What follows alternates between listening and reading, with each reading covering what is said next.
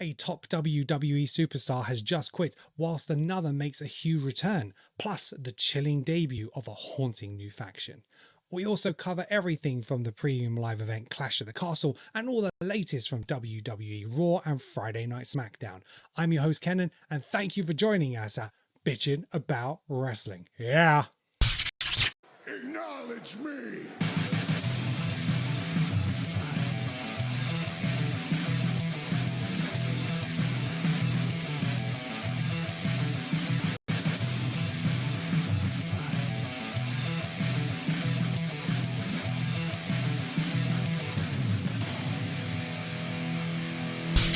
Hello to Bitchin' About Wrestling. I'm your host Kenan, and joining me for today's show from the team we have Neil, the Tribal Boss. How you doing? I'm good. Acknowledge me. I acknowledge you. And also joining the show we have Alex. How you doing? I am doing well, and I believe in Joe Hendry. I believe in Joe Henry. Absolutely. Right. This is a huge episode. We've got loads to cover. It's been a few weeks since we've done our last episode. I took a last minute honeymoon with my wife. We went to Florida, did some amazing things, and Star Wars Galaxy's Edge was amazing. I've got my lightsaber here, which I built, which is yes, I saw you building it. It was a fantastic experience, and so now we're back. There's so much to catch up on, and particularly Raw this week. It felt like an episode of Raw right after WrestleMania. Absolutely insane. But look, first of all, we're going to talk about the big headlines. First thing I want to talk about is Drew McIntyre quits WWE. Either of you see this happening? Bear in mind what this might actually mean, but did you see this happening in terms of story? Yes, just not necessarily how it's happened. Right. Okay. I fully expected him to just go on an absolute rampage at Yes. and I mean, listen, let's not pretend it's real, and we know it's a work because I don't quite know how. Yeah, he signed a new contract a couple of months ago. Yeah, he just signed a new contract. Yeah, but also Adam Pearce was on the walkway very, very quickly, like halfway down, and it's like, yeah, that's not happening. However, it shouldn't have been Pearce; it should have been Triple H. Yeah, that would have been something. Yeah, but I thought it was really well done. True. Yeah, so if you haven't watched Monday Night Raw, Drew McIntyre, he was hyped to be coming out to talk about what happened at the end of Clash of the Castle, and we thought, Drew is going to be saying his piece, but he came into the ring very somber, obviously bothering him. Emotional, yeah, and the crowd started on him, CM Punk, and he started to try and talk a couple of times, but then it was just like, no, I can't do this anymore. Screw this company. I quit. Mic down, out of the ring, and it was very, very well done, I have to say. And like you say, GM Pierce was at the ramp just saying, look, there's different ways that we can do this. And he just carried on walking through. They went to the gorilla position, and Triple H is there, tries to stop him and talk to him. And he didn't ignore him, but Drew actually made reference to the post-conference, post-PLE conference, where Triple H said, he loved CM Punk being there. This is the CM Punk. And he's just like, he's got you fooled. He's not the guy you think he is. And he's just like, and I'm done. And he stormed off, and, Pierce went after him. And I just thought it was so well done. Obviously, when they broadcast, it just cut to black when Pierce was trying to talk to him. Then they showed, obviously, they continued filming during the break. But yeah, I thought it was very, very well done. But yeah, I think that I don't think this was planned. I think this is very much a reaction because Drew McIntyre's wife went into emergency surgery over the weekend. Yeah, so you need him off TV. Just before Clash of the Castle. He did a social media post about it to recognize it. He wrote her initials on his wrist straps. So I think that, this leaving WWE is to give him some time off to be with his wife, which is fair. And we wish her a speedy recovery.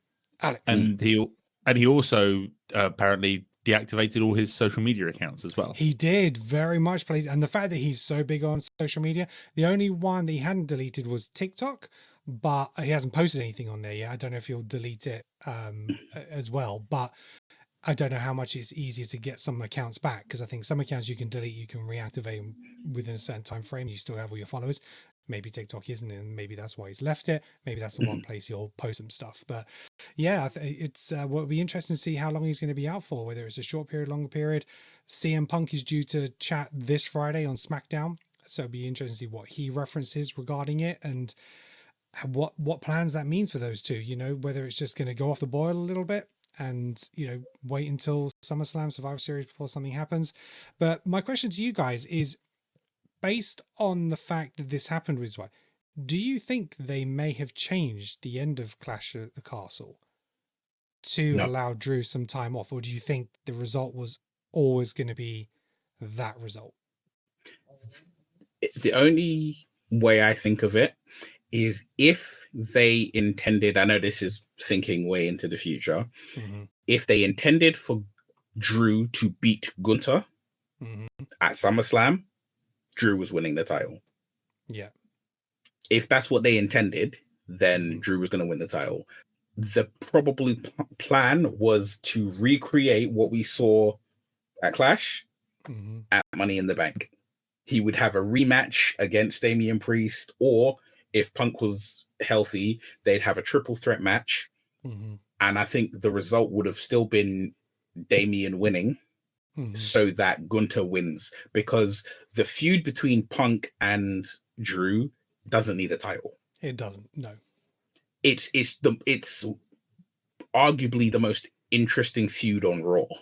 Yeah. And Punk said in his post conference, he was just like, as long as I'm here, as long as I'm in this business, Drew won't be champion. It's like his mission is to not let him be champion. But we've got a huge fly in the ointment with it. So first of all, I keep forgetting that Gunther's got this title match at SummerSlam, which I don't like, because Gunther is going to be world champion, but he can't lose that first title match. The first match he has for the title, he has to win it, just because of his aura and everything else that goes with it. So I think they could have. I think he should have been screwed out of King of the Ring and then gone on a feud with whoever screwed him out of King of the Ring, and then you could have left it till Mania. It would have been perfect. But we've had another fly thrown in the ointment, because who opened Monday Night Raw? Seth freaking Rollins. His Miracle Man is back. He had knee surgery and he's back in 3 months. I fully expected him back sort of post SummerSlam, 6 months kind of time. Yeah, I thought it might be more after SummerSlam. Yeah. But maybe he's been taking lessons from John Cena on how to recover from injuries. Yeah. So that was going to be my question. Do you think Seth got the call up because Drew needed to take a break to fill a void in the title picture and the main event? Because maybe, you know, he might have been close to being ready, but he's obviously got like 3 or 4 weeks. I mean, he may not even wrestle Money in the Bank. He may not even get there. Something might happen Judgment Day, put him out of action. Who knows what might happen? But I'm wondering whether he got a really urgent call up saying, well, we need you back because we need to give Drew some time off. It's a case of Seth can't lose. If he gets the Money in the Bank, Seth can't lose. Can Seth come back after 3 months and lose? Yeah, he'll lose. I mean, he'll get screwed out of it. But get screwed out of it by Finn Balor, and then he can have a program with Finn Balor. I think, you know what it is? I think the thing that we're forgetting is there's 2 things that I think we're not looking at. One, I don't think with certain superstars, taking like back-to-back losses don't mean as much as in tradition, what tradition would teach us they mean. I think, you know, it's because you look at it and you say, oh, okay, Seth Rollins, he lost at Mania, then he comes back and he loses the next time he's in a match. I'm not going to look at that and be like, oh, okay, cool. So the next time I see Seth, he has to go for the Intercontinental title. And I'm like, no, that's still Seth Rollins. He's still the guy. And all it will take is a multi-man match. He wins. He's back in it. Yeah, exactly that. Yeah, he's got the star power and the quality now that he can take the loss and still keep going back. He's in that position now. And I think I would be more disappointed if he came back and won the title straight away. I think that would piss me off more. You know, Damian, you know, he might hold it for a couple more months, but again, I wouldn't be upset if he loses it. And again, I'm not afraid of some titles going back and forth or in a few different directions. So like Gunther could take it, but then Rollins takes it off Gunther, and then it ends up in a triple threat. You know, we can move it around a little bit.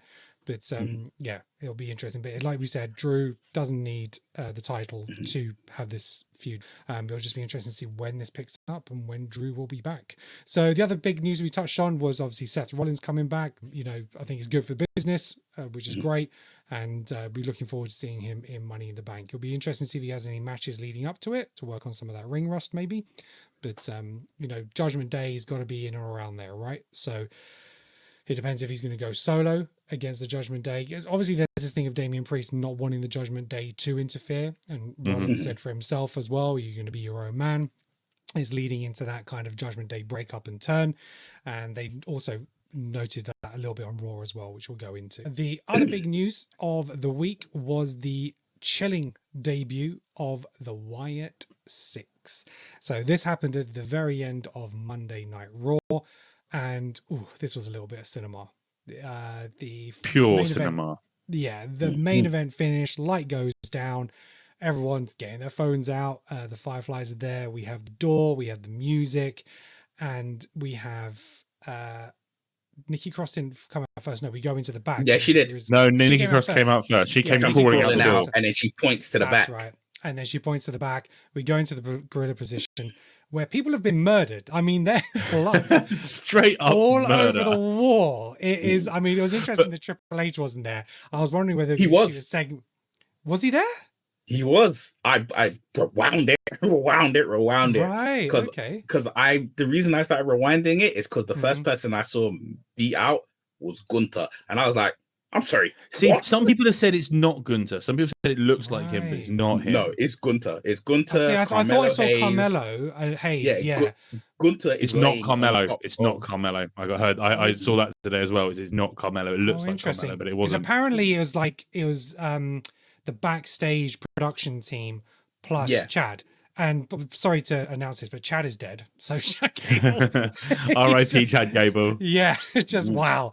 That was something. But yeah, the thing is how do they then play that? This is the whole thing. It looks spectacular. So obviously, before they went into Gorilla, you see Rowan with the bunny mask and the help hammer. Yeah, and isn't that hammer? That hammer is the same hammer that goes back to no, it's not Bludgeon Brothers. Bludgeon Brothers, isn't it? Oh. Goes back to the Bludgeon Brothers. I didn't think of that. Yeah. I love Bludgeon Brothers. Bludgeon Brothers is actually one of my favorite tag teams. They were great. They were great. And obviously, his partner is now gone. And I think it was like a reference to him because again, he was part of the original Wyatt family as well. So that was a nice touch there. But yeah, we got introduced to each of the characters. Uncle Howdy obviously is now back because in a sense it's kind of a return because we got glimpses of him when Bray Wyatt was around. But he was released. But he was officially released, exactly that. So if you're not familiar, so Taylor Rotunda, who's better known as Bo Dallas, to the majority of WWE fans, he's the brother of the late Wyndham Rotunda, who is Bray Wyatt, and he was being set up as this Uncle Howdy when Bray was back in WWE. But obviously his passing and then all that was kind of stopped. They did the special, the Bray Wyatt special, and Bo Dallas was involved in that. And so he is now Uncle Howdy. He is back, and he's brought the family, the Bray Wyatt, the Wyatt family, or the Wyatt Six. It's kind of strange because it's called the Wyatt Six, but it's SICK, and then a 6, almost like the S, because there's a T-shirt released. So it's quite strange the way they've done it. So, but yeah, so we've got Eric Rowan back as Rambling Rabbit. We have Dexter Loomis as Mercy the Buzzard.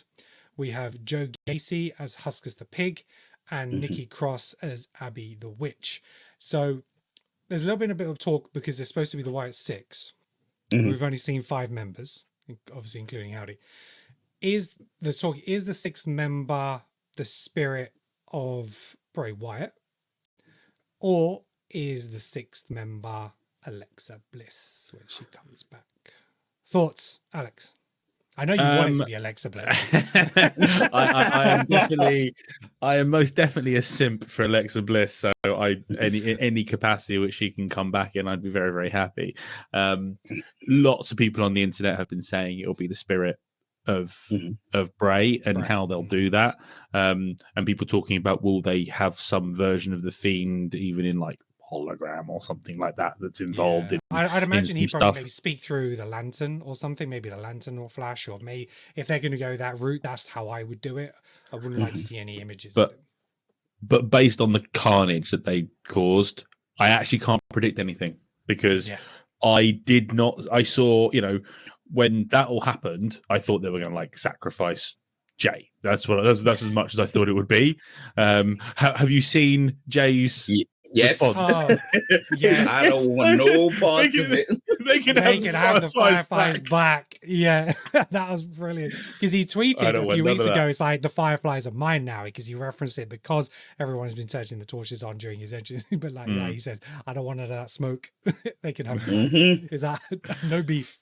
It's all good. But yeah, so it's an incredibly, it was live theatre. That was That's a great way of saying it. Yeah, that was some of the best stuff I've seen WWE do, and it was perfect. I don't think they got anything could have been different that would have made me go, oh, they could have tweaked this or they could have tweaked that. It was just done to absolute perfection. I haven't had the chance to go through the footage. What I'd love to do is take the footage, stick it on my editing software, and go through it frame by frame and actually have a proper look, but I haven't had a chance to do that yet. And actually try and figure out if particular people were particular people, because the internet is so conflicted on who was actually the bodies on the floor. The only one that is definitely there is Chad Gable. My concern here is how do they play this going forward? Chad can't turn up on Monday Night Raw with a bandage around his head, and if there are people like Gunther, people like Carmelo, people like Triple H laid out, it's like, it's weird. It's what how do I'm so excited for what they can do to make it proper, and I believe they can do it in this era. If it was Vince, it could all have been cancelled by a week's time. But I believe in the long storytelling. I believe in the long storytelling. In the long-term storytelling, and I just hope they get it right. Yeah, I think what will happen with Chad is Chad will just be back next week. He'll have a bandage around his, and he'll say he'll have a concussion because he's due to fight a triple threat match for a Money in the Bank qualifier. So this will be another excuse for him as a failure to lose because he's carrying a concussion or something like that from the attack. Neil, go ahead. So, whilst you were talking, I was looking it up. They said the 3 confirmed people attacked: Carmelo Hayes, Gunther, and Dominic. They're the only 3 people confirmed. And Dominic, right? And Dominic. Oh, poor Liv. But here's the thing. Liv will be looking after him. If you think about it, except for Gunther, everyone who's been attacked has betrayed someone. Well, Gunther did, because he betrayed the 3rd member of Imperium. Vinci. He didn't betray him. That was Ludwig. He Ludwig. told Ludwig to take ordered care it. of it. He ordered it. He ordered it. Okay. And technically, however much we love to hate him, Dom hasn't done anything wrong. Dom is being harassed. And if it was the other way around, he'd be in prison. No. Because hear me out. Dom just cost his father a shot of Money in the Bank. Hear me out. So I saw a QR thing where it was talking about Chad Gable when it said, you didn't say, you stopped saying thank you. So it's like, okay, you betrayed the fans. Brilliant attention to detail that. Yeah. So it's like, you betrayed fans. That's your betrayal. Dominic, you betrayed your father. Now, the Wyatt 6 is technically a Wyatt family. You don't do that. What's the worst level of betrayal? Look up your Bible. Your like, thy honor thy father, right? You betrayed your daddy. That's you, and you're messing around. You look. He's being stalked. There ain't a man on this planet that's like, stay away from him, Liv. Yeah, not one. They're like, let's go get him. I mean, even Finn Balor took the room key. Yeah, right. Carmelo Hayes, obviously, his thing was portraying Trick Williams. So it's like everyone's, and you think even Chad Gable, even beyond that, his misbehavior with the Alpha Academy. And what was the last thing he said before he went backstage? We're a family. We're a family, right? The level of detail and storytelling is great. It's amazing. Right. So those are. But it's just men, but it's just men in pants throwing each other around, isn't it? Yeah, exactly. It's nothing special. Fake play fighting. It's nothing special. Right. So those are the three big news bits for this week. So what I want to do now is I'm going to take us all the way back, and we're going to cover a little bit of SmackDown before Clash of the Castle, because some of that would have led up into that pay-per-view, because obviously we had SmackDown, Clash of the Castle, and then Monday Night Raw. So I'm just going to go through this briefly because SmackDown is quite quick. It's 2 hours. There's not a huge amount of storytelling there, but we had Naomi defeat Chelsea Green in a match. We had DIY on the Grayson Waller effect, which seems to be setting up the next tag feud there. And they were posing with the titles at the end. We had Santos Escobar defeating Apollo Crews. I forget Apollo Crews is still around. We had a build up between Cody Rhodes and AJ Styles for their match. We had Nia Jax defeating Michin. Again, just a bit of a squash match. But then we had the main event, which was Solo versus Kevin Owens. So, it's a fairly decent match, and Solo was holding his own for most of it, but then Owens avoided the Samoan spike. He hit Sikoa with a stunner, and he was going for the pin. Heyman intervened and put Sikoa's feet up on the ropes. Now, before the match, Sikoa had actually told Paul Heyman if he lost, he'd be coming after him. So Heyman was very much like protecting himself and protecting his new Wiseman. So obviously KO was pissed. He went after Heyman, looked like he was going to put him through an announcer's table, but then Sikoa came in, took advantage, Samoan Spike, got the victory, and then the Bloodline started to beat down on Kevin Owens, and to the rescue at the end, we had Randy Orton come out to save the day through a couple of RKOs. And that's how SmackDown finished. So that was pretty much it. However, my bit of the night for SmackDown was Logan Paul arriving home after going to the Tetris tournament, which he lost, for his workman, his housekeeper buddy, saying, "Oh, your friend from LA is here." He's like, "What friend from LA?" "Yeah, if it's a friend from LA, he's in the pool." The LA night in his swimming trunks, in a rubber ring, in his pool.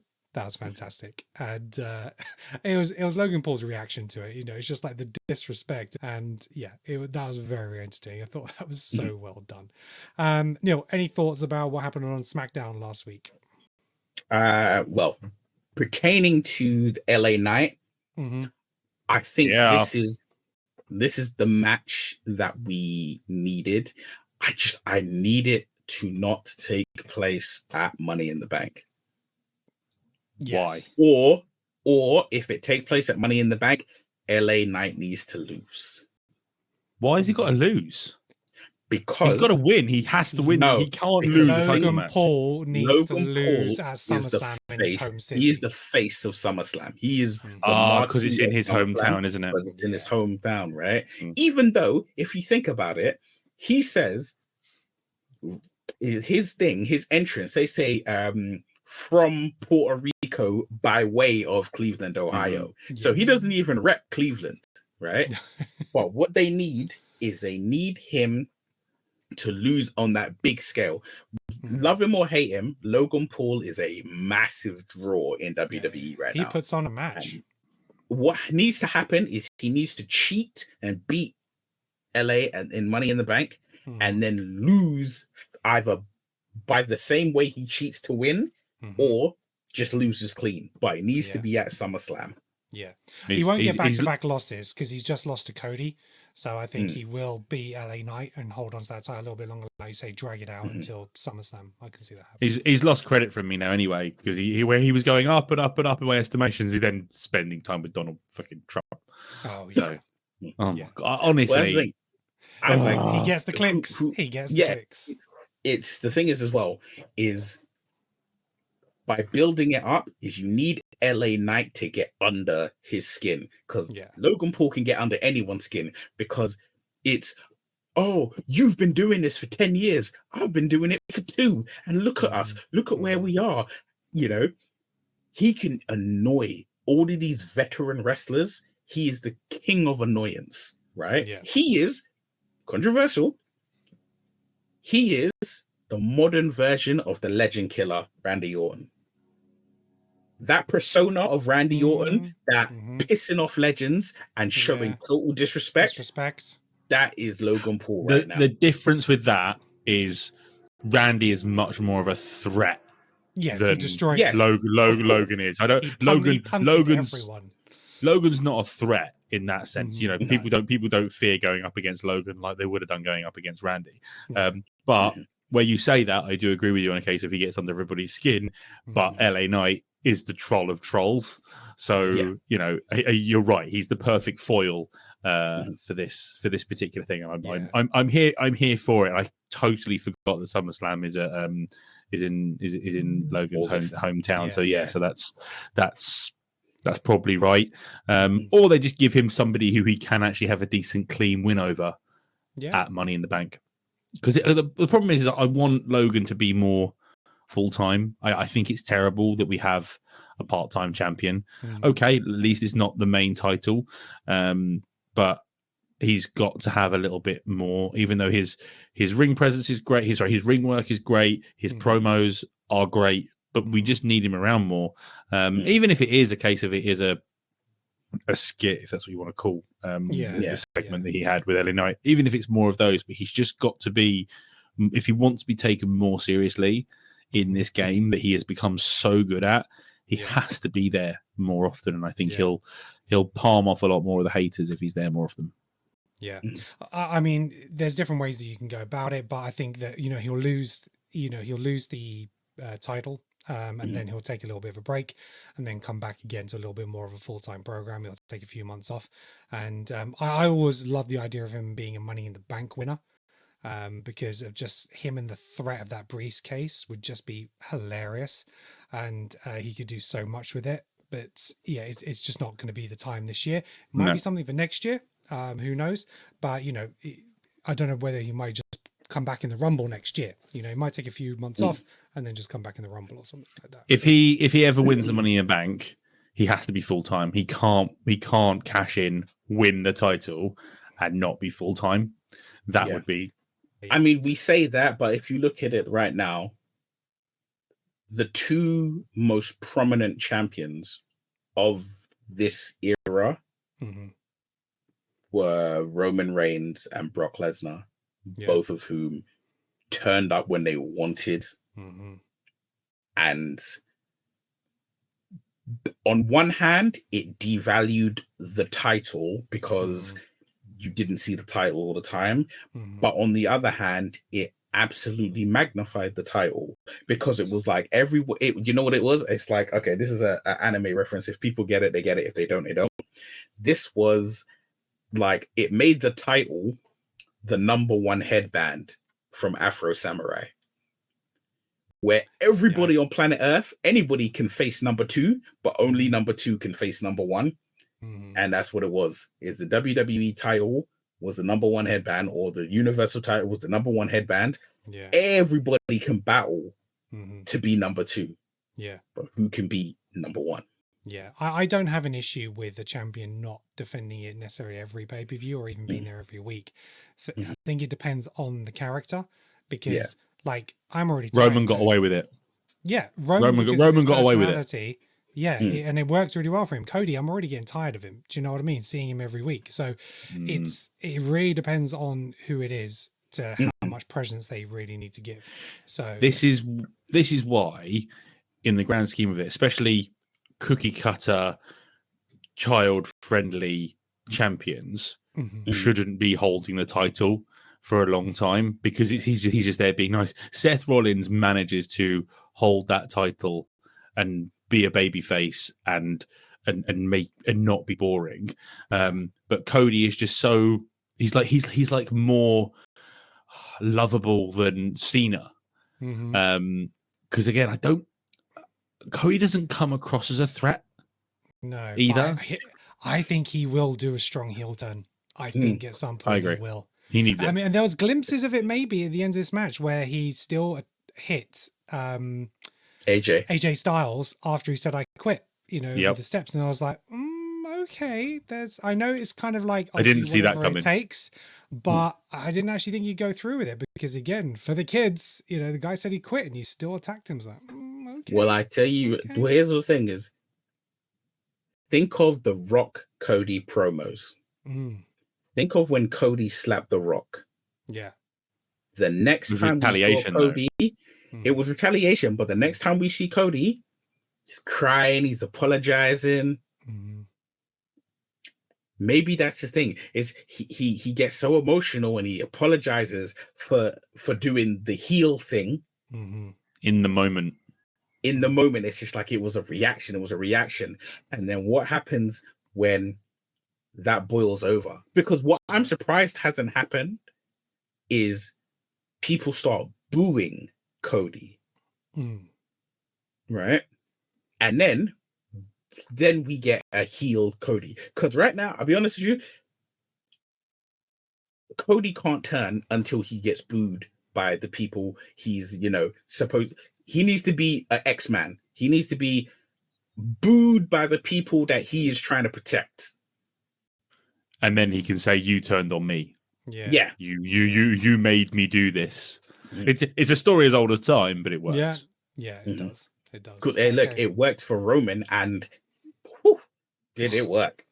When Roman comes back, the pop that man is going to get is going to be unbelievable. Where it I'm is here for and how it is, it's going to be one of the biggest of recent memory. Absolutely. Because I think what they can do with it is, because of the way it ended with The Rock, is The Rock will be the heel and Roman will come back as the baby. As the face. Yeah. Well, Neil has his theories. Come on, Mr. Movie Man. I do believe that is the grand scheme of things, but I don't think it will initially come off that way.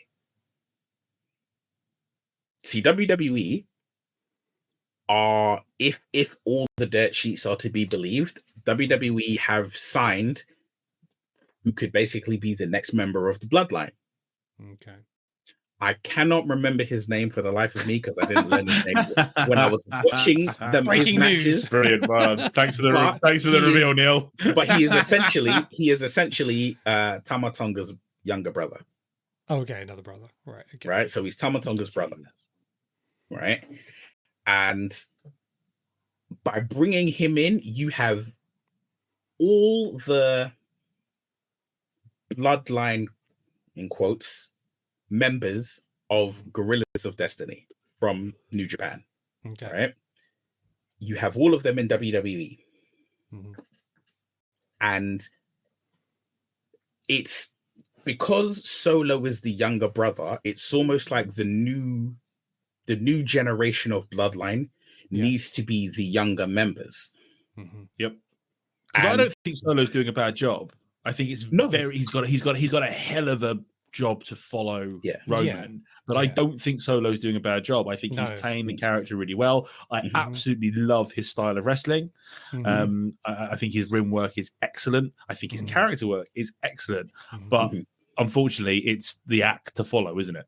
Yeah, but I think the way I see it is Roman coming back, trying to get the reins, and Solo's like, "Nah, I'm good." I like it. Neil, yeah. Well, that's the thing. Is because with the thing with Solo is the only thing that I'm not the biggest fan of with Solo is he went from being a man of very few words to just being a talker, and it's like, if Solo was a guy who just, even if it was like, if he said more than what he said when he was the enforcer, then it would be easier to digest. But he went from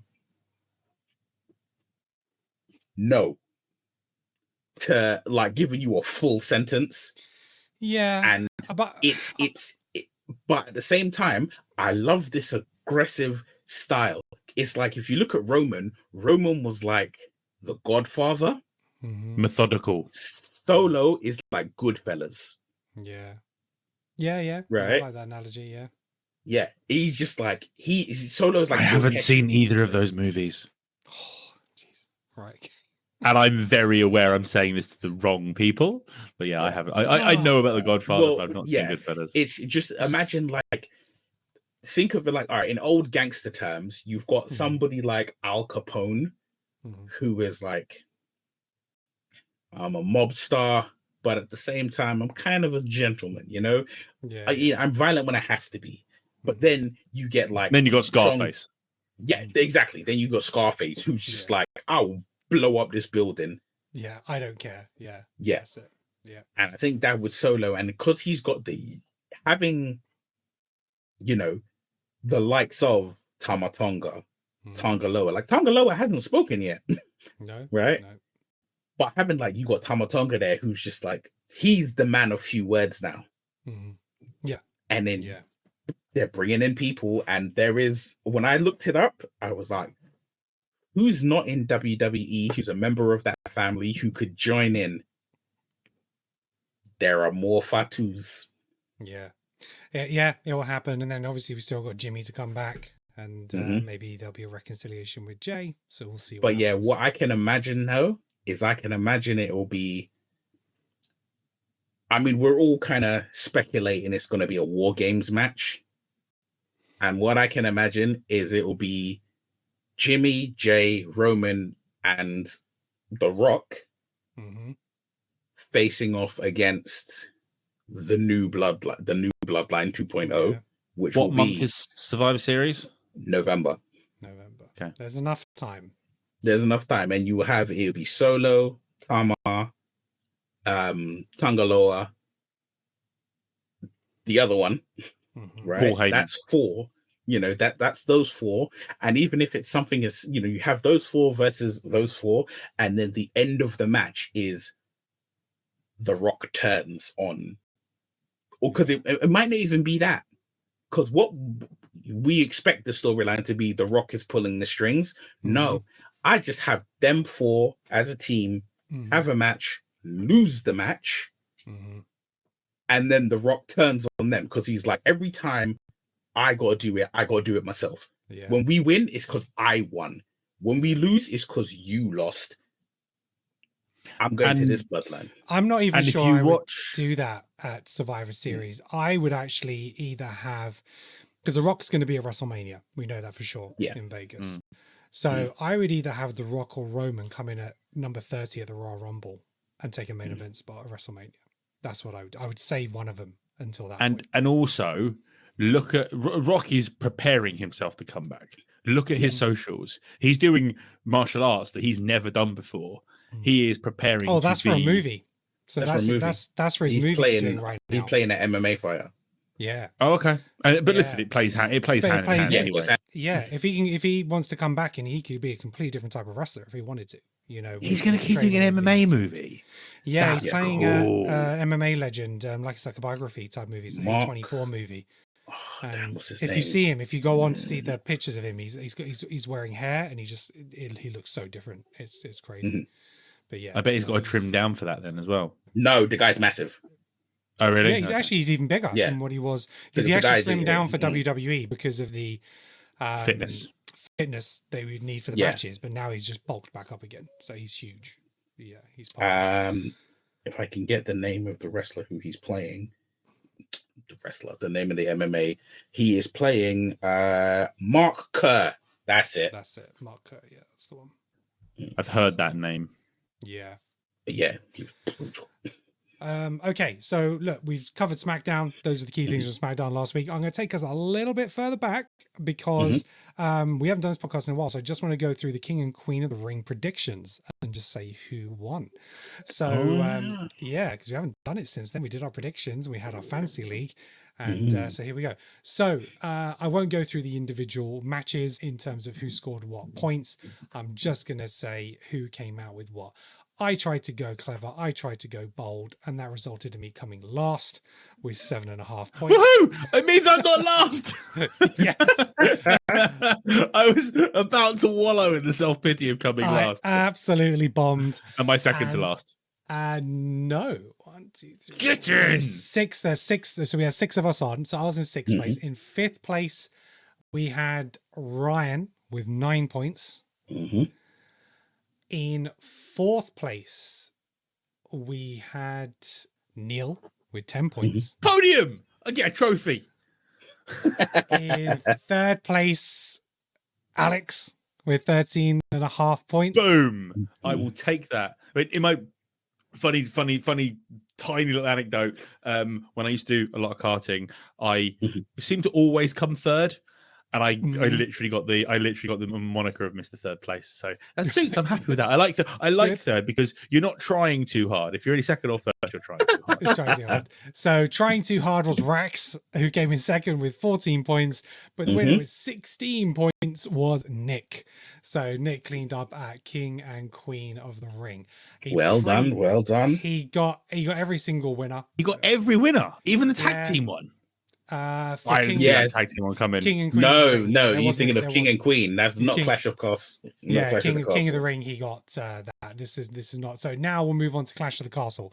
So Clash of the Castle, and we'll go through each of the matches. I'm lost because you didn't provide any predictions. Neil didn't submit. He didn't submit predictions. So on nil point is nil. So yeah, let's talk about Clash of the Castle. I'll go through the matches this time and start who won what.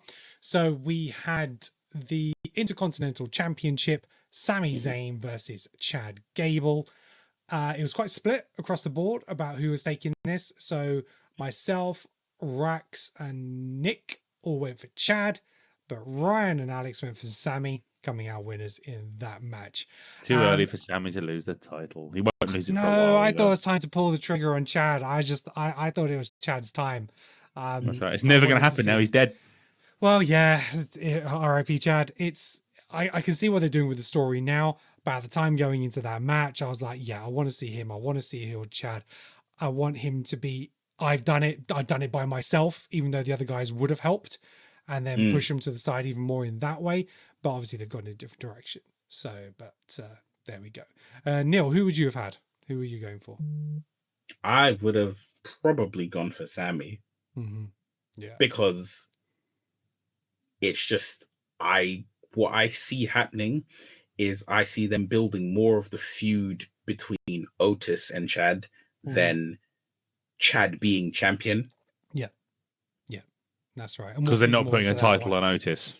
Because Otis will win that. Otis will win that feud, and it won't end with Otis having a title. Unfortunately, no, absolutely. However much the fans would fucking love Otis with a title. Well, he had Money in the Bank and then lost it. So, that's honestly him losing that is the most Vince McMahon thing. Oh, totally. Ever. Yeah, I just changed my mind. True, really. He decided he didn't want to pull the trigger on Otis. Yeah. No, he just thought that, you know what, I split them up and I made Otis, the love him. I put the Mandy Otis thing together and it didn't play out exactly how I thought it was going to play out, because as much as the chasing has chemistry to it, them together didn't have chemistry. Yeah. So it didn't work. Yeah. So he was just like, I'm tired of it now, innit? Yeah, no, exactly.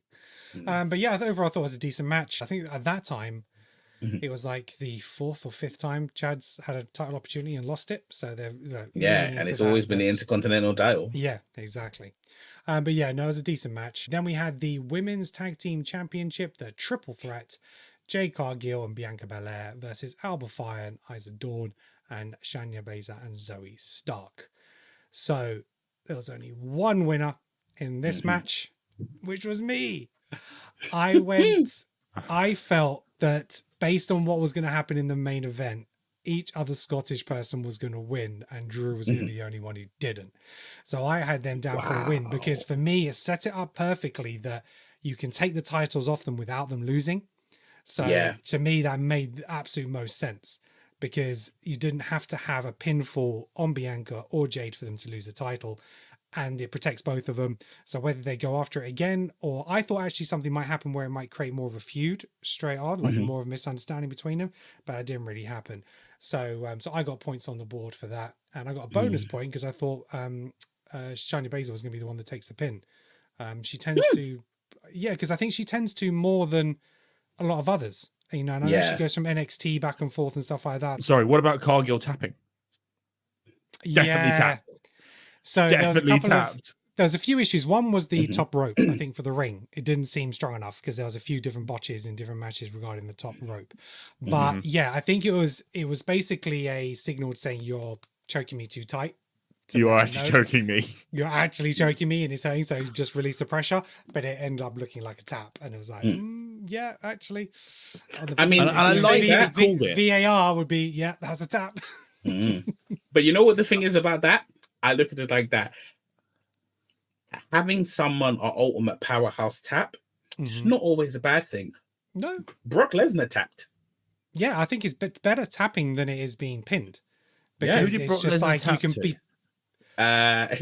The person who WWE wish they could delete. Oh, okay. Yeah, and didn't he tap to Undertaker as well? Didn't Undertaker put him in, the chokehold where he's on Hell's his back? Gate. Hell's Gate. Hell's Gate. I was pretty sure he did. Or maybe Undertaker got pinned when he was doing it. I think maybe that's what happened in a match where it looked like he was tapping, but then the referee counted 3 to take something like that. Something like that, yeah. So the next match we had was the Women's WWE World Heavyweight Championship, Baylor versus Piper Niven. Bayley across the board, except myself. I thought Piper was going to win it because I went Scottish for those two. So everyone took the points. No way. I thought it was a great match as well. I mean, I think Piper is so underrated. Yes, as a performer, she's as a big woman, she's so much better than Nia Jax. Like levels better than Nia Jax, and it was just such a good match that I think those two had such great chemistry. Bayley performs just so effortlessly in any match that she's ever in. I just think she is one of the best to ever lace up a pair of boots. I thought she's. I really enjoyed that match. Yeah, I thought that Bayley's been a little bit dull leading up into this, but I thought her in this match was particularly good. And the Chelsea Green thing was just an added bit of comedy that I didn't know I needed in my life. Absolutely. Didn't know I needed that. The Chelsea coming down in a mask. The butter knife in the sock. The run into the ring with the mask on. And I like... Even the ref, when the ref was like, I know who you are. Yeah. All you've done is put a mask on. You're even the same. See, Vince, in a Vince day, that would have been like, who are you? I don't know who this strange new person is. You know what I mean? That would have been a Vince story. But yeah, so that was that match. Then we had the undisputed WWE Championship, Cody Rhodes versus AJ Styles. Brilliant match. Again, I thought it was a really good match. I was very surprised, and lots of really good spots. I thought both of them crossed really well. And I wasn't quite sure how they were going to finish it. And I didn't mind the finish in a sense that, it looked like maybe that AJ was going to quit. And he's like, screw you, Cody Rhodes. It was just like, that's great. And then it's just like, yeah, I'd rather not be hit by the steel steps. It's just not worth it. But I like that because that plays into the whole wants to be with his family and that kind of thing. So I really like that. The interesting thing was when he pulled the bag out from under the ring, everyone thought it was thumbtacks. And he goes, it's not what you think it is. It's not what you think it is. Yeah, everyone thought it was thumbtacks. You hear the crowd's like, ooh, yeah, the expectation. And that was some people have criticized the bit where Cody throws a chair and he falls off the rope and through the table. I thought it was brilliant. I thought it was great. Someone did it with sound effects like ding boing. I was like, I don't care, man. I love that spot. I thought that was great. That's a great spot because you can do that in the WWE game. So because you can throw weapons in the new one, in the new game. So it's a really good point. It was. I thought great advertising. Yes. Yeah. I had no issues with that match at all. I thought it was brilliant. I was enthralled. To be fair, because this card on paper, I was a bit like, it's going to be just a paint by numbers card. But actually, everyone in every single match excelled. There wasn't a match I didn't enjoy, which is a staple of this current era of WWE, where it doesn't actually matter who's on the card. They've got such a good roster now that everyone is capable of putting together a good match. Yeah, because the last few pay-per-views have only been like five matches. Do you know what I mean? So they've been very small cards, but it's been really entertaining. One thing I wanted to say about the Cody AJ match was that, so I don't know how much you guys watch AEW, but they also had an I Quit match recently. Oh, okay. Didn't know that. They had Edge versus Christian, or Adam Copeland versus Christian Cage. And the finish of both I Quit matches were very similar. It was the heel is tied up, and then the face is about to wallop them with something for them to quit. The difference was Christian got hit in the balls with a baseball bat with a baseball bat with spikes in it. Okay. Yep. And he was after that, he was like, I'm done. Yeah. So honestly, don't blame is me, there mate, not to a be fair. point? Is there not a point where guys of Christian and Edge's age, they go, I'm too old for this shit? Yeah. I mean, seriously. Yeah, How that's we a talk great about way ages. to finish this match. We talk Yeah, about age. AJ is 47. Phenomenal. Yeah. And the stuff that man can still do is phenomenal. Yeah. Um, And he's him like and- in the biggest shape of his life. I We won't had- argue it's the best shape, but he's bigger than he's ever been. But we had this conversation before we went live, which was him and Rey Mysterio just absolutely defy age. I swear they're vampires. Some people just have that. It's a rare thing, as the only two people we can really think about is AJ and Rey Mysterio. But some people just have it. Yeah, no, absolutely. What else did we have? Then we had the World Heavyweight Championship, Damian Priest versus Drew McIntyre. McIntyre came out to a great entrance. The fans are obviously there for him. He was great in the build-up. And, it was a fairly decent match. Luckily, Damian wasn't injured too badly. He got his foot caught in the top rope. And I thought they played that out quite well in terms That of was scary, that was. attacking. But it was for a while because you could see the referee trying to get him out and he just actually couldn't. Because he also hit his head on the ring as well, on the edge of the ring. Yeah. And Drew obviously brought him back over. But, they played through the match quite well. And the fact that obviously Drew had on his mind the stuff that's going on with his wife, I think they put on a hell of a performance. And obviously it's now, I don't know, is it the Glasgow screw job? The referee gets the bump and McIntyre does the pin. The crowd have counted to like 6, 7, 8. Referee comes out. Great camera work as well, not to show the referee straight off who's sliding in. But as soon I saw the hair and then I saw the red as soon as I saw the red on the shoes, it's like, as soon as he slid into the ring, I was like, that's Punk. This is a 2 count. This is it. And what was great, because it wasn't like he was a guest referee and stopping. He was just like pretending to be a referee and not involved in the match at all, just to screw with him. So it's not like he screwed the finish in the sense of I'm special guest referee and didn't count to 3. It's just you thought it was going to happen. It hasn't happened. And obviously he goes for him and a swift kick to the balls puts Drew down. But what I love about it is everyone's like, how's he just there in a referee shirt? So they played off exactly what happened, which was he's just backstage watching wrestling. He's watching the match. He's seen the ref go down. He's gone, oh, give me a shirt. I'll go. It's my time to go. It's just rather than having to suspend disbelief. It's okay. That could actually happen. He's seen a ref go down. It's my chance to go and mess with Drew.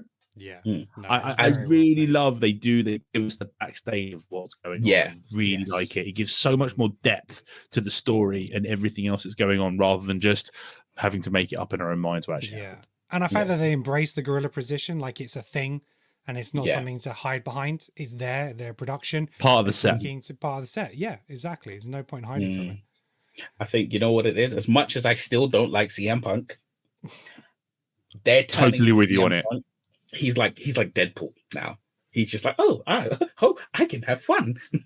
He's like, you have a referee shirt. I was like, what'd you need it for? I just need a shirt. Thank you.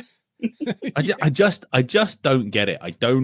I've watched so much old CM Punk stuff, and I understand he's a good talker and probably one of the best, and I get that, but I don't find him likable at all. And everything he did, everything Seth and Drew have said about CM Punk is absolutely true.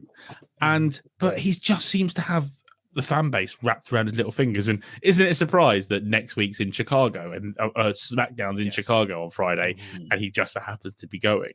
But it's just, I'm still not a. I don't want him winning anything. I want him to be the foil and to be the heel. But it's just never going to happen. He's going to be a babyface until he does something stupid. I would see them. I can see them putting the title on Punk next WrestleMania. I think that will be his moment if he stays fit. I've really enjoyed his past feuds. The stuff that he did with Cena, the stuff that he just did with the company and Vince, the stuff that he did with Triple H. He was given some not great stuff like with Kevin Nash, but he made it work. Decent promo with, when he was at his height, The Rock came in and was like, "Yeah, I'm taking your title, and you're out of the WrestleMania picture." And I felt that was probably one of the turning points for him, because Rock just beat him at Royal Rumble, had the championship, so then basically Cena could fight him at WrestleMania for the title. And I think at that point the trajectory changed. But I've always found him really entertaining. And yeah, go on, Alex. He was in WWE at the wrong time. Yeah. If he came into absolutely. WWE now, he's the right person for WWE. But he came into the land of the giants. Yes, he did. And in a Vince McMahon WWE where you have The Rock and you have John Cena, a skinny little guy called Punk isn't going to win, isn't going to be. I mean, he held the title for 460 odd days, so they had a little bit of faith in him. But I think he talked his way and managed his way into that position. Yeah, same with like Daniel Bryan. But I don't think actually, if he did come in now, he would be different enough for people to care. I think the reason why he got across is because of he was in a world of giants, and he played into that, saying that I'm not the same as everybody else. The other guys get picks, not me. I'm the underdog. I'm always the one that looked over. And I don't think if he had that narrative, he might be as popular as he is today, because he played into the underdog. Neil, go on. As much as that is said, because there was a moment in time when I wasn't watching wrestling, and his entire run encompassed that moment when I wasn't watching wrestling.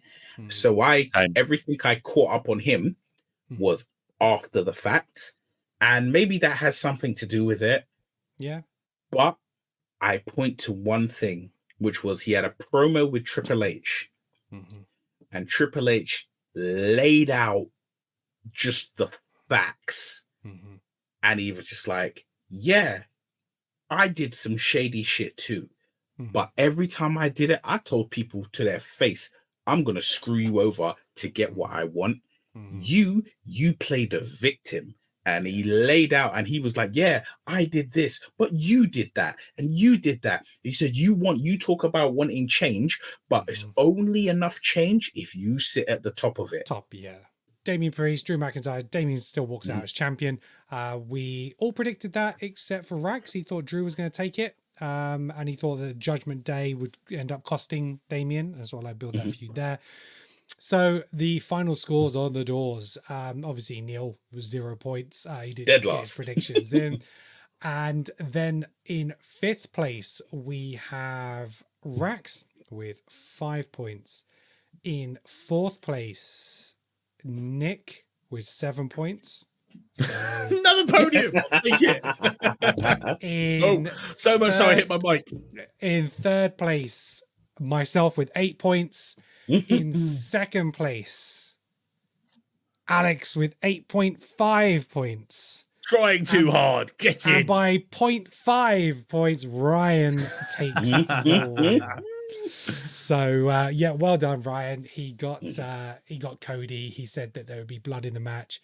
Bailey pinfall, Damien pinfall, CM Punk interference, Sammy pinfall. It was, but again, it was very, very tight. Say it was 0.5 of a result. So so well done, Ryan. Love it. He's a champion for Clash at the Castle. Daddy Ashley.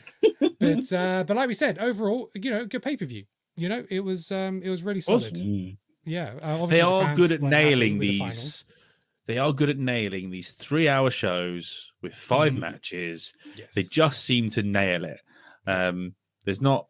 I could do with some more. I could do with matches being cut by a few minutes, a few more backstage skits and things going on, because there isn't much of it. And it could be some things to spruce it up. They've got to do something with the male tag team division. I mean, didn't see either of them. It's like they're obviously determined to turn A-Town Down Under on each other. I don't want to see them turn. Nobody wants to see a face Austin Theory. Yeah, I think him and Waller are a brilliant tag team. I think they work so well as a douchebag tag team, and I think they can actually have a really good run together. But they're already like they're going to ruin it. Yeah. Yeah, no, I agree. I think what they're planning on doing is I think they're going to rotate the tag team championships in the pay-per-views. So we've had the women's tag team championships a few times now, and like Raw and SmackDown have been defended on the shows. I think what will happen now is then the SmackDown titles potentially will be on the next pay-per-view, Money in the Bank, staying on the DIY stuff, and then they'll rotate the Raw one as well, so they each get an opportunity on the pay-per-views. But I think they've been defended a lot more times, like Raw, especially like 2 or 3 times on Raw now. You know, the Miz and Archer have been doing it. So yeah, I think the thing to point out, considering as the well, cards are so much smaller now. Yeah, I think one thing of that might be as well. There's no draw. Mm-hmm. When we're honest about it, okay. So we've got DIY is a draw to have facing A Town Down Under. Mm-hmm. What's the tag team on Raw that's a draw? Not the people who are really good, who we like, but the actual draw. Name tag teams on Raw. A name tag team that's a draw. No. I mean, I'm asking you the question. Name tag teams on Raw. And I'm actually struggling to come up with them. Yeah, God, where have they been? Judgment Day. What's his Big Strong Boy was in the NXT Battle Royal. Oh, Viking. Yeah, but that's the thing. His partner's injured. Viking Raiders, they're out. Yeah. So who else is there? You got Judgment Day. But again, they changed whoever the tag teams are. Yeah, it's not going to be Alpha Academy because they're going through their turmoil. Looks like they're going to break up, or it would be Otis and Akira Tozawa. And even if they're a tag team, are you really going to put a title on Akira Tozawa? No, you're not. Right. So that presents you with a problem. So there are no draw tag teams, which is probably why they're having to think about, okay, how are we going to build up a tag team that you can have a match and people will care about it? Because you could look, the Judgment Day versus New Catch Republic, I'll be blunt, beautiful match because you had 4 fantastic people in it. Yeah. Couldn't care less. Yeah. Oh, what's the brothers? What's their names? The Creed brothers? The Creed brothers. Yeah. They should be, if they build them up correctly, they should be the next title challengers. A New Day. They're going to split up. Yeah. We haven't actually talked about that at all. No, we haven't. So we're going to come on to that. So let's focus on Raw. So we're going back to Raw. Like we said, it was like a Raw after Mania. It was absolutely superb. Best Raw I've seen in a long, long time. Yep. So we talked about Drew. We've talked about Seth Rollins. We've talked about the Wyatt Six. Let's talk about Money in the Bank. So obviously they were promoting Money in the Bank in this pay-per-view. The briefcase were above the ring. Because obviously Seth came out saying that, I'm going to go for Money in the Bank to get my title shot. And Damon's like, no, don't worry about that. I'll give you one. So he's like, okay, fine. Which I appreciate. Yeah. Because Seth wasn't like Geezer's title shot. It was like, I'm going to give you a title shot. I didn't get to beat you. I didn't get to beat you at Mania. I wanted to cash in on you. So I'm giving you your chance. Yeah. And I was like the first person to you defended when Seth won the title, but he lost. He's like, but I'm the better man now. And actually Damian Priest is becoming actually a really likable champion. I'm actually liking it a little bit. I agree. Because you know what? Do you know why? He's proactive. He's proactive. I'm Seth's like, I'm going to go to Money in the Bank.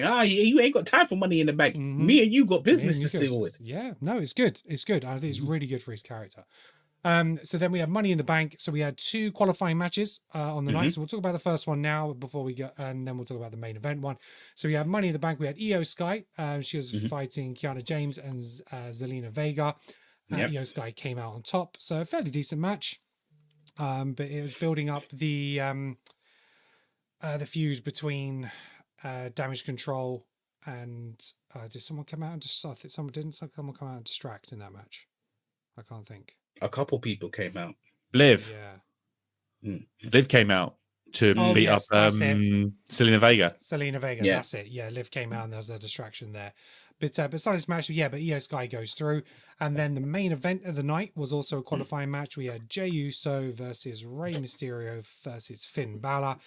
I mean, if it wasn't for the promo that Jay cut last week about him having to win Money in the Bank, I might have been like, actually, Finn Balor could win this and it would actually play well into a storyline.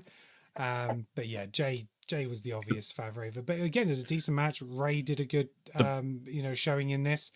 But Judgment Day come out and interfere. We got a double 619. The finish was quite nice. I like the fact that Finn Balor did the coup de grace. And then as he's laying down about to pin Rey Mysterio, Jay comes off and does a frog splash and takes the win. So Jay is our first qualifier for Money in the Bank. What do you guys think? My only issue with the match, matches?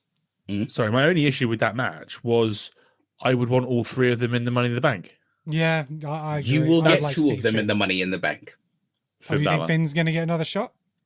Because if you think about it, most times when they do these triple threats for the they Money do in the losers. Bank, they do a losers like round robin thing. Yes. And so think that at present moment, Last chance. The last chance thing. And so you've got Rey Mysterio and you've got Finn Balor, two people who are in that. Then you'll probably have whoever's in it next week. So in next week, so I can go on to that now. We have Braun Strowman versus Chad Gable versus Bronson He's dead. Reed. He's going to be replaced. I don't think he's going to turn up. He's dead. So unless Chad Gable is replaced, it might end up with 4 losers, like you say, and have a fatal 4-way for that last spot. Unless they do another qualifying triple threat match next week, because there's going to be 6 people. I think in the do you know what match. it is? Yeah, 3 from Raw, 3 from SmackDown. I think for that, I mean, we don't do predictions for Raws, but I imagine it'll probably be either Bronson Reed or Braun Strowman that go through that match. Yeah, I agree. It's going to be Joe Hendry.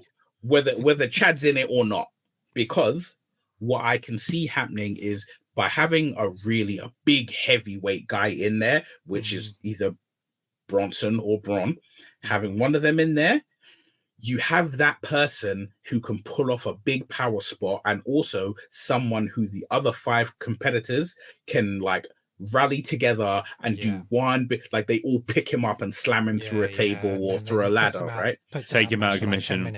Yeah. So you have that, and then so one of them will happen, and then that gives you even more credence when you have the round robin thing of it being like you've got, it could be that they'll have 5 competitors or 4 people who've qualified for the match, and then you've got 2 spots because you need one from Raw and one from SmackDown. Yeah. And then the winner of the Raw one winds up being Finn Balor. And the winner of the SmackDown one is whoever it is. Yeah, it could be. Yeah, okay. So TBC on that one. But yeah, so it was decent start, like you say. It's now Yeet in the Bank, as the poster has now been released for Money in the Bank. Yeet. So, I mean, is there anyone he's going to win it? Let's be honest. I can't see anyone. Well, and see, here's the funny thing as well. I know I've said multiple times, the title does not have any relevance to the massive bloodline civil war that we'll have when we have it. But just think of this. I'm a storyteller. Jimmy Uso prevented Jey Uso from winning every single title he's ever tried to get. What happens if we don't see Jimmy until, a moment where, say, Jay's about to cash in? Right, and he costs him the cash in. No, he guarantees it happens. Oh, okay. I mean, imagine a piston. Now, we will establish, right? Okay, so Gunther is going to be champion at some point. I don't see Jay cashing in on Gunther. Okay. I see Jay cashing in on the SmackDown side of things. Imagine he cashes in. Imagine now at some point, Cody ain't going to be champion. Really and truly, there isn't a great wealth of people who could take that title from him. Yeah, because they did allude to that in the backstage segment, because Damien was saying to Finn, like, I want to ask if you win this, who are you going to cash in on? And he said Cody. So he made it very clear you can cash in on another brand. Well, that's always been the rule with Money in the Bank. Yeah. That's always been, I tell you what, if Jay wins Money in the Bank, and Solo becomes Universal Champion, I can see Jay winning the title. Yes. That's the only way he wins the title. Yeah, I don't see. He's not beating Cody. He's not going to. He's not going to cash in on Cody. No. And it doesn't. The story doesn't work for him cashing in on anybody on Raw. I mean, he's got a bit of history with Damien, but I think if Jimmy's going to cost him anything, he's going to cost him winning Money in the Bank. Because when was the last time? Oh, I'll tell you, the last time we had a big favorite to win Money in the Bank was LA Knight. Yeah, everybody was absolutely convinced LA Knight was going to win it, and he got screwed out of it. Yeah, and that is, and he had his hand on it. He was undoing the buckle, and I can't remember what happened, but he got booted off. That's Priest. I don't think WWE want to put the top title on Jey Uso, despite main event Jey Uso. Yeah. I just don't see where he goes. He's not. We talked about this before. However much I love Jey Uso, the character Jey Uso, I absolutely love. There is no one who has a better entrance and pop at the moment, really, than Jey Uso. But his in-ring work isn't good enough. It's super kick after super kick, a really shit spear, and a frog splash, which is poor for a wrestler who's been in the WWE for a really long time, has had some epic matches, but he's just on his own. His moveset isn't strong enough. So unless he can do something about his moveset, which I don't think is going to happen, he's not strong enough for me. However much I love it. I understand that, but other wrestlers have had limited moves. In terms of, The Rock had like 5 moves. Cena had 5 moves. Oh, but he's got infinitely more charisma. Cena's got loads of moves. Cena's underrated. I know that. Cena does stupid top rope stuff that no one expects him to do. Yeah, no, exactly. But I think I think that will come with Jey. But I do like the fact that if he was to win it, him cashing in on Solo, because or even if Solo's fighting for a match and he loses and he cashes in on the other person, Solo's fine, because the Bloodline's all about getting the title back, right? Into the Bloodline. So if Jimmy comes back to help Jey claim that title, then suddenly Jey has the title with Jimmy in his corner, and that sets up the Bloodline kind of feud again a little bit. So it's possible. But that's what I mean. But Solo has to have the title.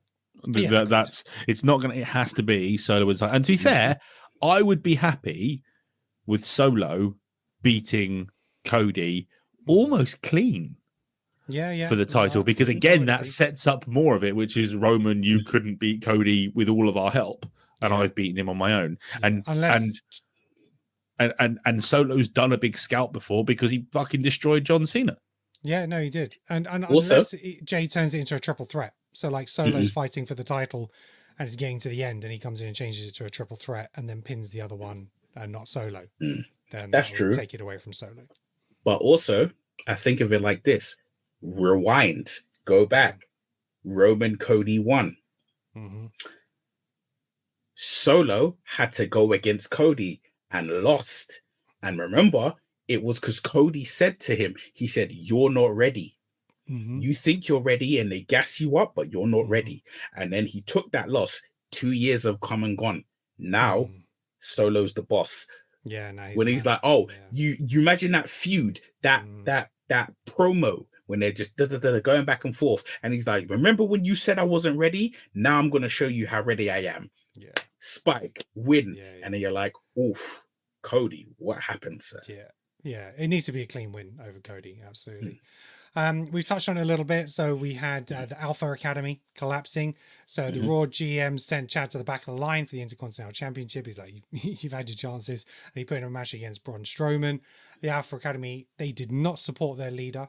And as a result, he lost. And Chad Gable, the brilliant manager, coach, and inspiration of Alpha Academy, he was turned on by his team. Absolutely turned on. Didn't deserve it. And they walked out on him.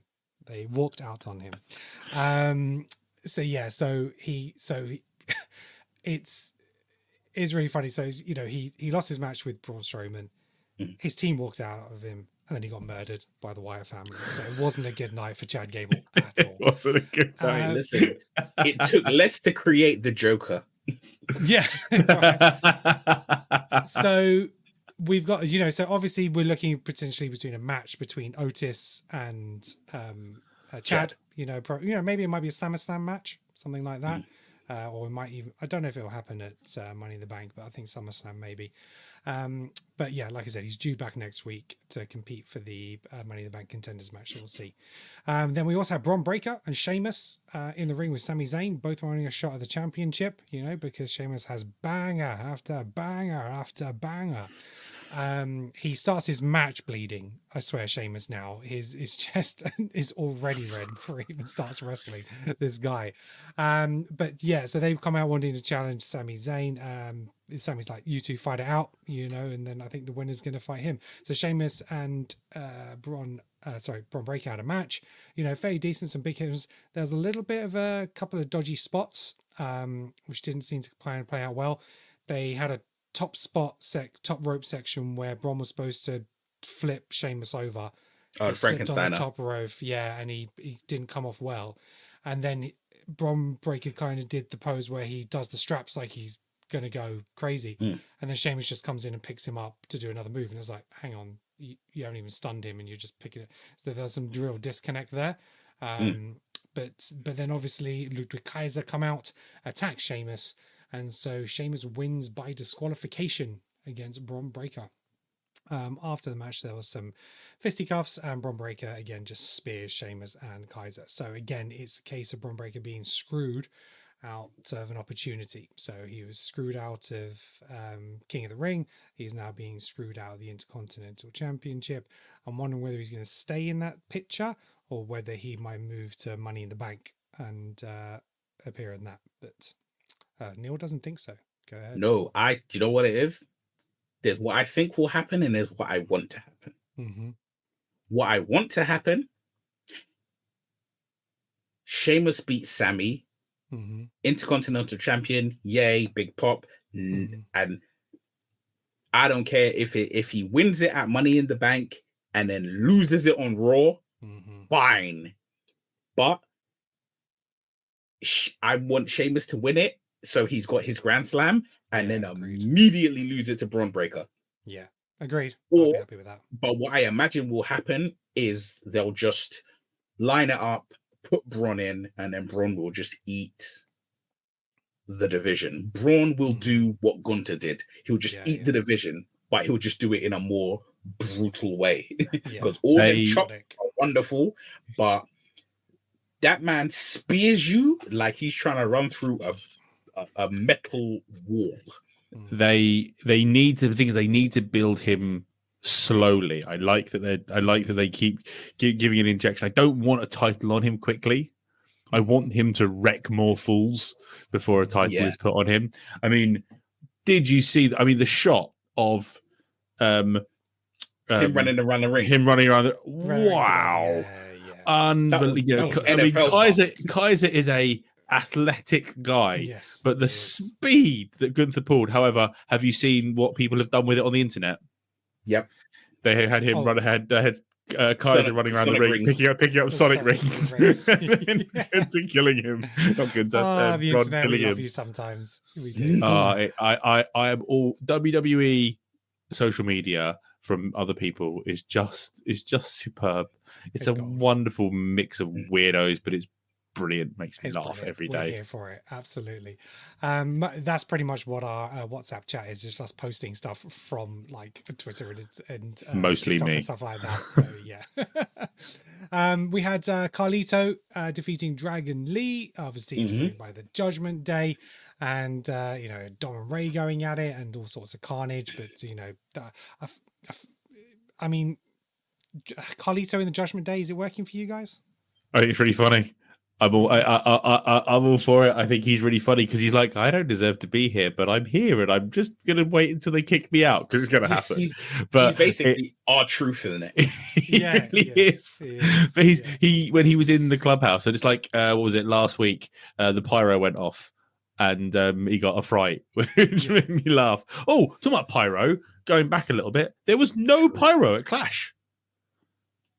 No, I think there was something. There was no pyro at Clash because during the woe and all that kind of stuff, there was no. Yeah, there was something pyro. to do with, I think, the arena's rules, terms and conditions of rules for that particular arena. Boo. Yeah. I shouldn't be able to go to anywhere that doesn't have pyro. Pyro. It makes such a difference. It makes such a difference. Yeah, it does. We had Caden Carter and Katana Chance versus Damage Control, and they picked up the win after distraction by Lara Valkyrie. I always mispronounce that. You're rubbish with names. Valkyria. You get everyone's name Valkyria. wrong. You can't say Shayna Baszler either. Shayna Baszler, I can't. Shayna Baszler and Valkyria is always the ones that trip me up. Always. Right, so yeah, that match happened. Then we had. It was a good match though. To be fair, I really like Caden Carter and Katana Chance. I think they're a brilliant tag team. I've got Katana Chance. I'm a fan of just because obviously she was a Ninja Warrior champion. Yes. And I have mega respect for that. They don't refer to that enough, and I really think they should because it's her real name. I guess. What is her real name? Something Catanzaro. Is it Katie Catanzaro? That was it. Yeah. So she was. Why did she have the name change? I don't get that. But whatever. Probably for legal reasons. Probably WWE just changed it so they have like, okay, we have Katana Chance legally locked in. In the event you ever go somewhere else, you can be Katie Catanzaro there. Yeah, but either way, good match, always good fun. They listen, as I said at the moment, there isn't really many bad matches in the WWE. No, the roster is good enough now that you haven't got the big bumbling Omoses of the world who can hardly put a match together, and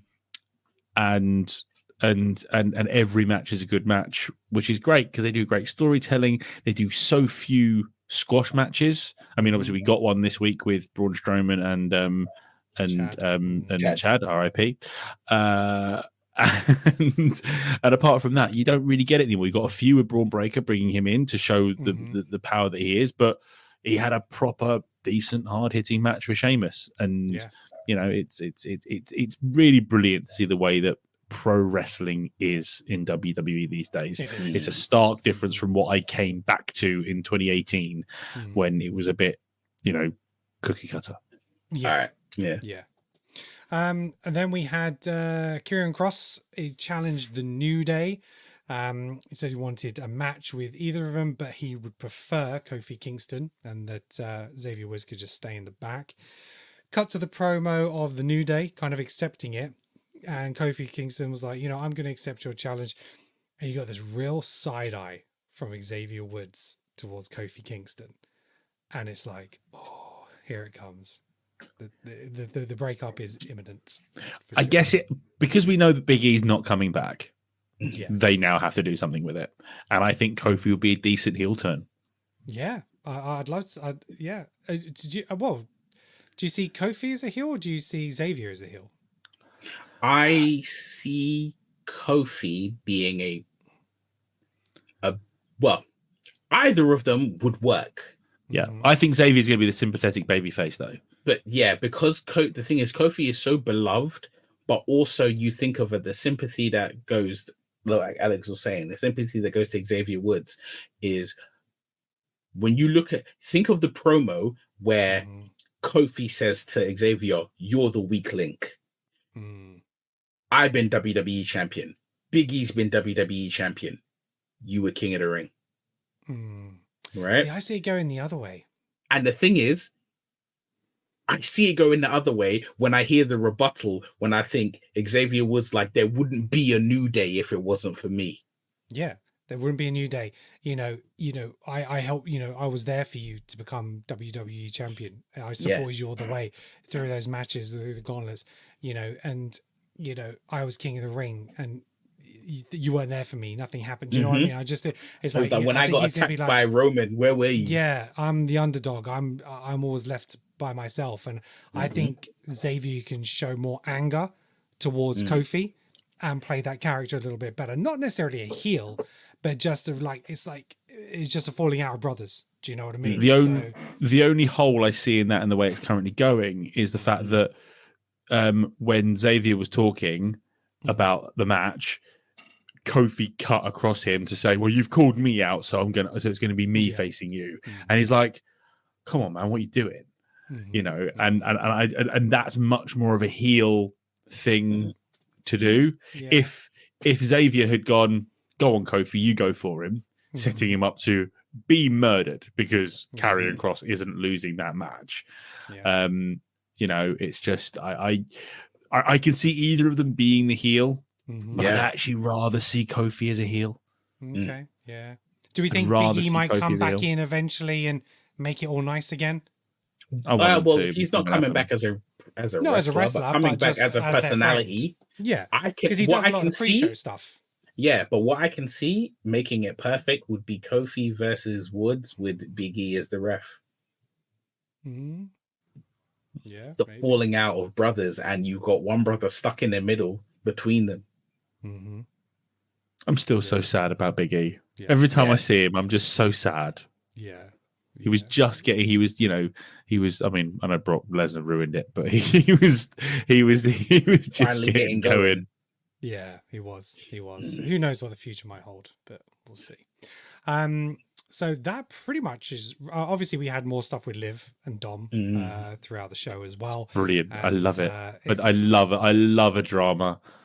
I love a lover's tiff. Love, and but what was brilliant was she's trying to get him to take his top off. His vest. I mean, bro was fucking hesitant. I mean, Jesus Christ, not looking at her. And then Damien catches them like two Walk naughty around the kids. corner. He's like, Yeah. just take your jacket and go. Go, It's yeah.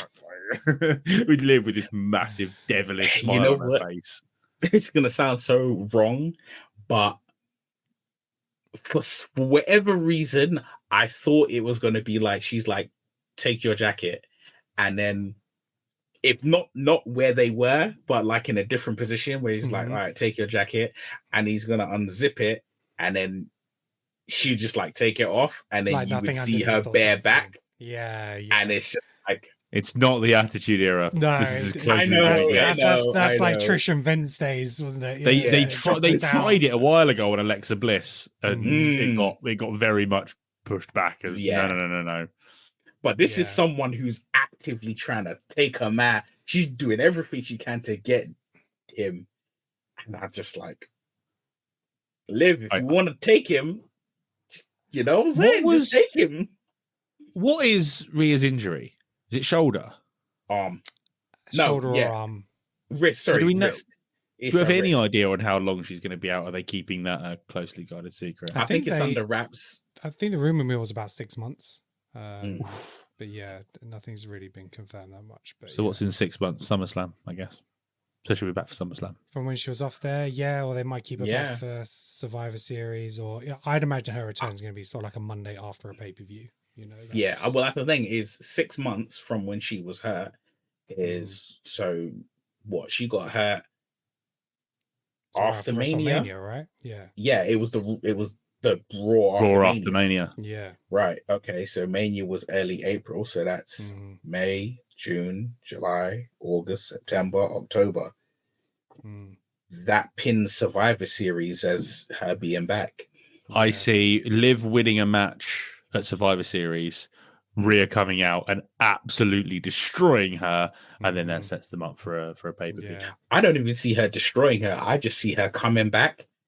And what it is if it is, say, Survivor Series, what you have is from now till Survivor Series for her to keep trying to get Dom, Judgment Day breakup. She gets Dom. Dom's her little poodle, he's her little perfect little pug for however long. And then at Survivor Series, she wins her match because Dom helps her, as he's done for the last 2-3 months. And then Rhea comes out. Her original music, not her Judgment Day music. She comes out. Dom pisses himself in the middle of the ring, scared that mommy's back. Liv gets away, but Dom takes the whooping. Yeah, that could happen. Or on that, what could happen is in their first match, they haven't got together. Liv and Dom haven't got together. Mommy comes back and claims him, and then the first match between Liv and Rhea, he screws Rhea and ends up with Liv. Which, to be fair, is just giving me goosebumps. But so and that then I think is potentially really Rhea good. then has to go and win the Royal Rumble to get a title match. Or something Ooh, like that. I like that. And then WrestleMania. I mean, Rhea winning the Rumble twice. Cody did it. Yeah. back to back. Yeah. So yeah, I think if anyone was going to do it, it should be Rhea. She's just such a talent. So Yeah. but She can run through the roster as far as I'm concerned. Yeah, exactly. Did you see Liv Morgan's tweet on Father's Day to Dom? Thank you, Daddy. Daddy. It's just she is playing this character as a devil brilliantly. And was it someone said if you cross her, you'll end up with a boiling bunny in your fatal attraction, your shit. Yeah, but we forget Nia Jax has got a championship match, hasn't she, at SummerSlam? So do we think Nia could be? Is that against Liv? That's against Bayley. Oh yeah, because she's on her brand. Isn't it? Yeah, it's Bayley. Yeah. Okay. Okay. Well, I don't know. They need to do something to build Bayley up though, because as we said, Bayley pulls on a mega match. But I keep forgetting that Bayley has the title. Yeah, no, exactly. That's what I'm thinking. Yeah, we're thinking about it. So who's next for Liv then? Have they even started building that up? It would be Zelina Vega.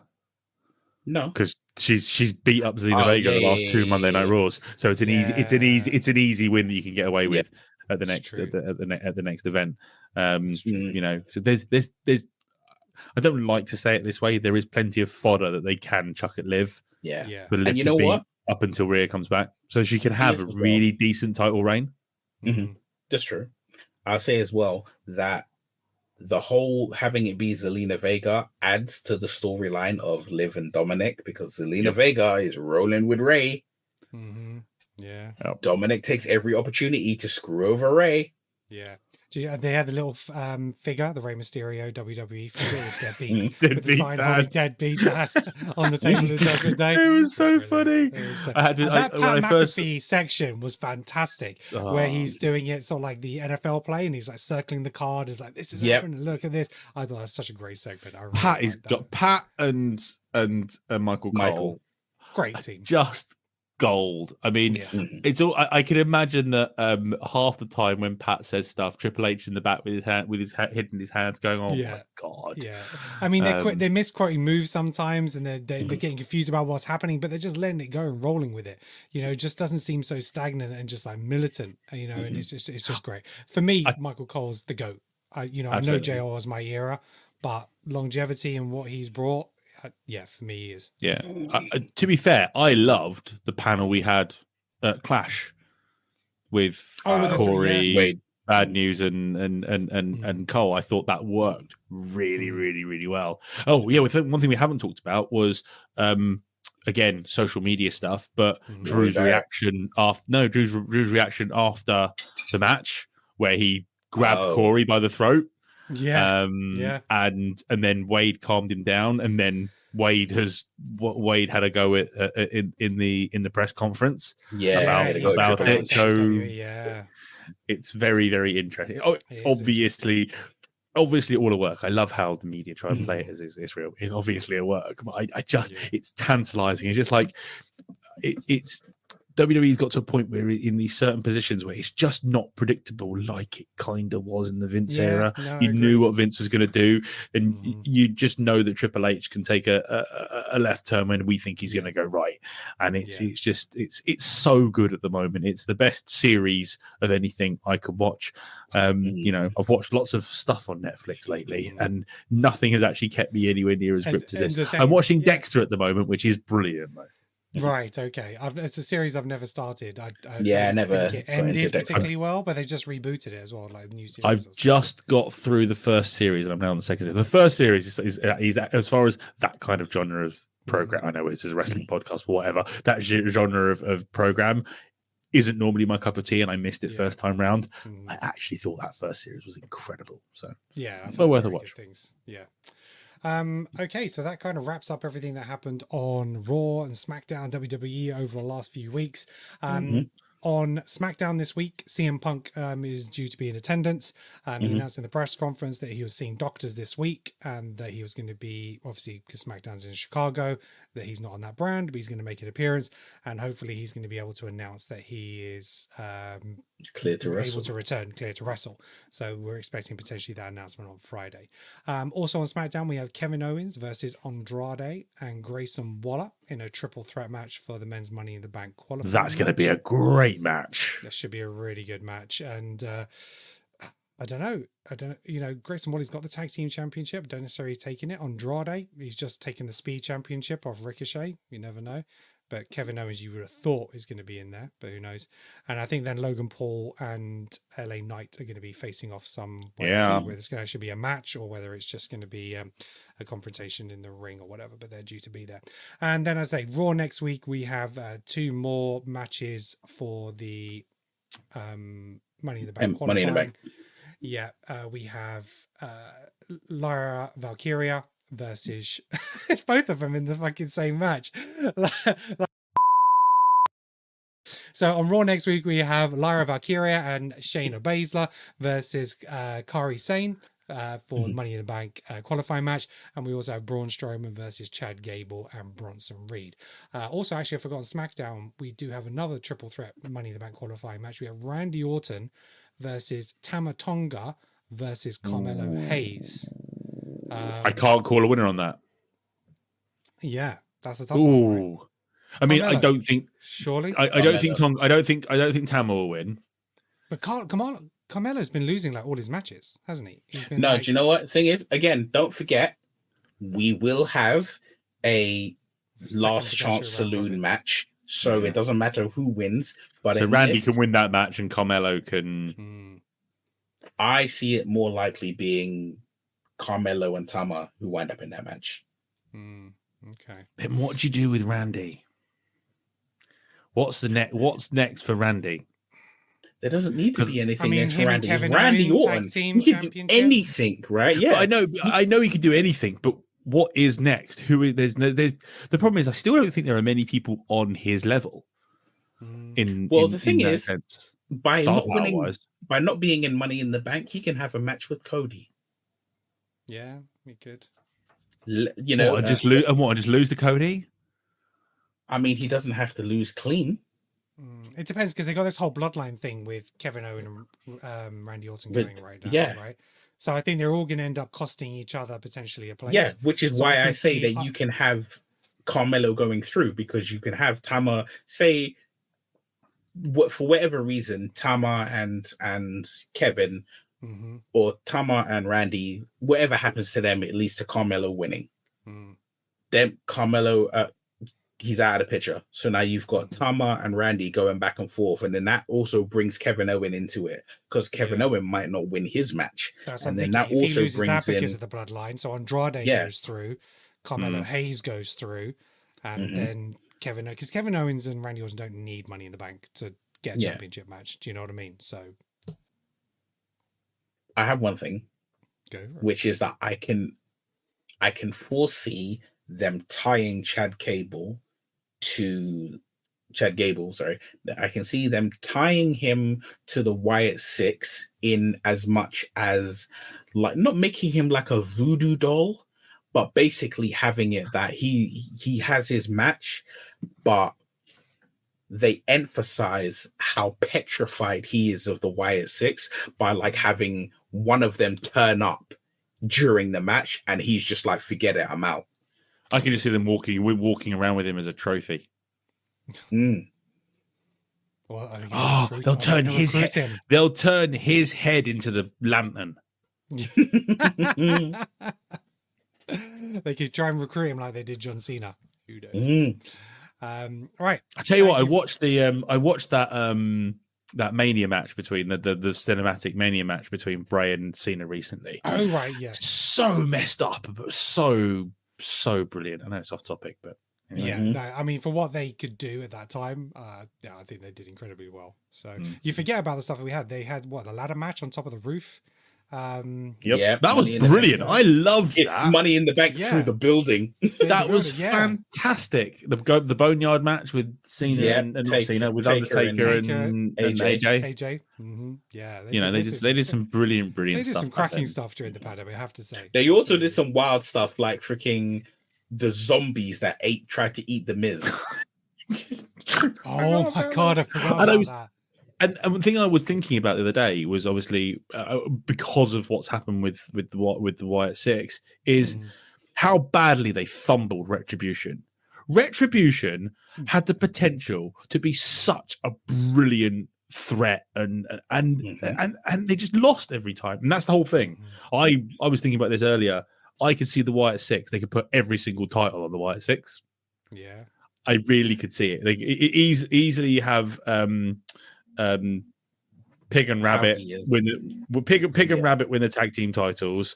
Yeah, Nikki takes the women's, and Howdy wins whichever. Well, I guess it will be the world title. Yeah. The world title. I can see that, because what more of a way to make them the threat that they are than giving them all the toys? Yeah, and they haven't done that with a faction in a really long time. Yeah, I think the last time I remember seeing a lot of stuff, but yeah. But they only had the bloodline. The bloodline only had the tag titles and the world title. And the world title. They didn't have the mid card title. Oh, actually, I remember. Well, Roman had two titles, really, didn't he? So Roman had two titles, and then they had the tag titles. Tag titles. Yeah, I think the last time I remember it, if I'm remembering correctly, was Undisputed Era on NXT. These guys. I saw you coming with that t-shirt. They had all of it. God, all the gold. Well, look, thank you very much for being here and listening to us bitching about wrestling. We really appreciate you. As always, if you like the content, or you know what, even if you don't, please make sure you hit that like and subscribe on our YouTube channel. And share our content out of love or out of hatred. Either way, you know, the internet's a funny place. Alex, have you got anything else you want to chat about before we go today? I mean, can I plug my stuff? You can. Yes. Indeed. Is that all right? I've got my YouTube channel, Alex Van Gien Racing, where I'm posting lots of stuff about my karting that's going on at the moment, which is going really, really well. I've got 7 weeks before my next race, so I'm doing a big build on that at the moment. I'm trying to get super duper fit for that. I'm also part of Missed Apex podcast, which does podcasting on F1. So I'm doing the Spanish Grand Prix review this Sunday, and then I'm doing a live panel show up at Silverstone, not up at Silverstone, up in Milton Keynes before the British Grand Prix. Ooh, so nice. we got some cool stuff. We got some cool stuff going on over at Missed Apex. So. Awesome. Neil, anything else you want to shout about? I will get, for those who are paying attention to it, I will get back to reviewing and fantasy casting very soon. I've had some stuff happening. Yeah. Where's your next lot of movies from throughout the years? Because you got to, I think you stopped at 86 or 87, and I'm waiting for more. They're coming. They're coming. So the Creative Control movie podcast, the Creative Control podcast, which we focus on movie and TVs, we're going to be recording that tomorrow, and so that will be out later this week. What year is that? So we're going to just do a catch-up episode this time because we haven't spoken about movies in a long time. We're going to talk about the movies that have come out recently, some reviews and stuff like that, movie news, TV news. TV shows that we've been watching and reviewing. Have a little catch-up episode. Then the following week, we're going to go back to our top 10 retro, where we'll go back to the 80s and pick up where we left off. So we'll try and do the top 10 sort of like every other week. So we'll do a particular topic one week. I think we're due to do Spider-Man What Next. We've spoken about it for a while, so what we would do is Spider-Man moving forward, and then we'll go back to the top 10 and just keep, alternating through our episodes for that. So you can catch us on the Creative Control podcast, again, YouTube, Spotify, Apple Podcast, as well as Bitchin' About Wrestling, which again is on Apple Podcast, YouTube, Spotify, anywhere you get your podcast. And that's it from us. I am going to go and edit this son of a bitch and take out all my mispronunciations. So until next time, thank you very much and peace out.